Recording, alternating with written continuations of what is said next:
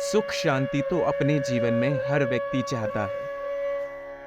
जितनी भी भागा दौड़ी जीवन में चल रही है, चाहे रोटी कमाने के लिए हो, अपने शौक पूरे करने के लिए या परिवार की जिम्मेदारियां उठाने के लिए, पर हर व्यक्ति को कहीं ना कहीं एक सुख की आवश्यकता तो पड़ती ही है। आप जितनी भी भागा दौड़ी अपने जीवन में कर रहे हैं, उसमें अगर आराम नहीं होगा, दो पल सुकून के नहीं होंगे, तो जीवन बिना रस का एक श्रृंगार लगेगा जिसमें सिर्फ मेहनत है और परिणाम को भोगने का या उसे खुश रहने का कोई मार्ग नहीं है। और यही चीज लोगों को अक्सर सताती है। जीवन में सुख शांति का होना बहुत आवश्यक है। कुछ लोग इसके लिए बहुत प्रयत्न करते हैं।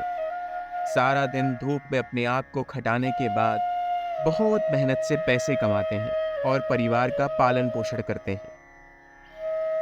इंसान अपनी हदें पार कर देता है अपनी खुशियां ढूंढने के लिए, परंतु कई बार सब कुछ करने के बावजूद आपको जीवन में चैन की प्राप्ति नहीं होती।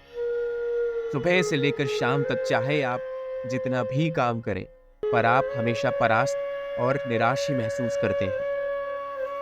आपकी जीवन की पूरी ऊर्जा, आपका काम, आपकी जिम्मेदारियां हर वक्त हर पल खींचती ही रहती हैं और ऐसे में आपको ऐसा लगता है ये जीवन किसी भी काम का नहीं। परंतु ऐसा बिल्कुल मत सोचिए। खुशी का मार्ग आपसे ही शुरू होता है और जो आप ही के भीतर बसा है। आप जब चाहें, जिस अवस्था में भी चाहें, अपनी खुशियां ढूंढ सकते हैं।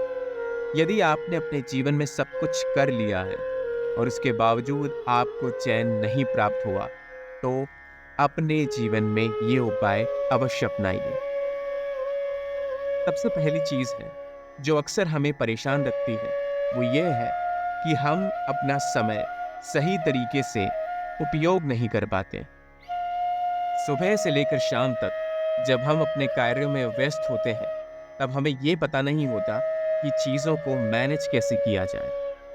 अपने परिवार को कितना समय देना है, अपने कार्य में कितना ध्यान लगाना है, अपने खुद के मनोरंजन में कितना समय लगाना है, ये सब चीज़ें आपको अपने दिमाग में सुबह उठते ही तय करनी है।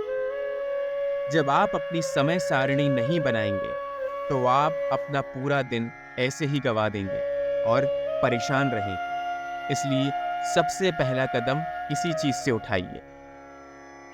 हर एक चीज़ जो आप पूरे दिन में करते हैं, उसकी एक सूची बनाइए और उस पर ध्यान दीजिए कि आपको किस कार्य में कितना समय देना है। जब आपके महत्वपूर्ण कार्य पूरे हो जाएं, तब आप अपनी इधर-उधर की चीज़ों में दिमाग लगाइए और आप देखेंगे कि कैसे आपका ज़्यादा से ज़्यादा समय बच रहा है और आप जीवन में अपनी निराशा से धीरे-धीरे उभर रहे हैं। दूसरी चीज़ जो अक्सर लोग अपने जीवन में अपने कामों में व्यस्त रहकर छोड़ देते हैं, वो यह है कि लोगों से बातचीत करना और मिलना-जुलना। आपको ये पता होना चाहिए कि कोई भी इंसान सिर्फ कुछ समय के लिए ही अकेला रह सकता है। यदि वो सामाजिक नहीं है, अपने व्यवहार नहीं निभाता, तो उसके जीवन में चैन कभी नहीं आएगा। एक सुख की प्राप्ति आपको लोगों के अंदर से झांक कर ही प्राप्त होती है। जब आप किसी से बात करते हैं, उनका दुख दर्द बांटते हैं, अपने जीवन की मर्यादा और अपने जीवन की सुख दुख का आभार व्यक्त करते हैं, तब आपको यह एहसास होता है कि जीवन कितना सुंदर है और लोगों से बातचीत करके मन कितनी आसानी से हल्का हो जाता है। इसी सकारात्मक विचार को अपनाएं और अपने जीवन में जितने भी व्यवहार हैं, उन सभी को पूर्णता के साथ निभाने की कोशिश करें।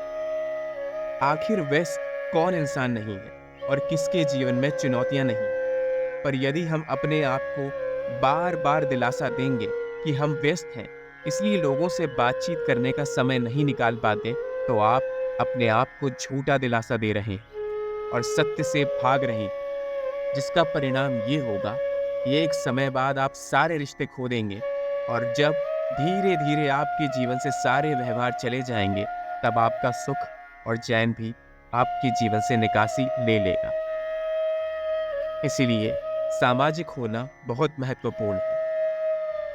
तीसरी चीज, आत्म समीक्षा और सकारात्मक विचार को अपनाना। आत्मज्ञान सबसे बड़ी शक्ति है।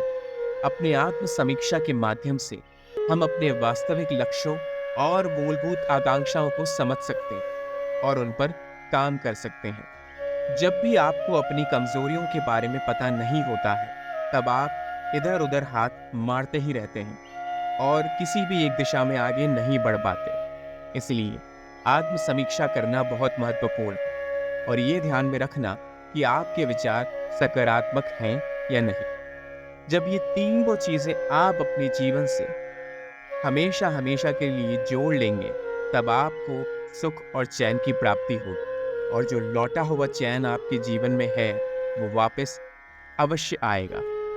इन सुनहरे सुझावों के माध्यम से हम सब कुछ करने के बाद भी जीवन में चैन की कमी समझ सकते हैं और ये ध्यान रख सकते हैं कि चैन को वापस कैसे अपने जीवन में प्रवेश करवाया जाए।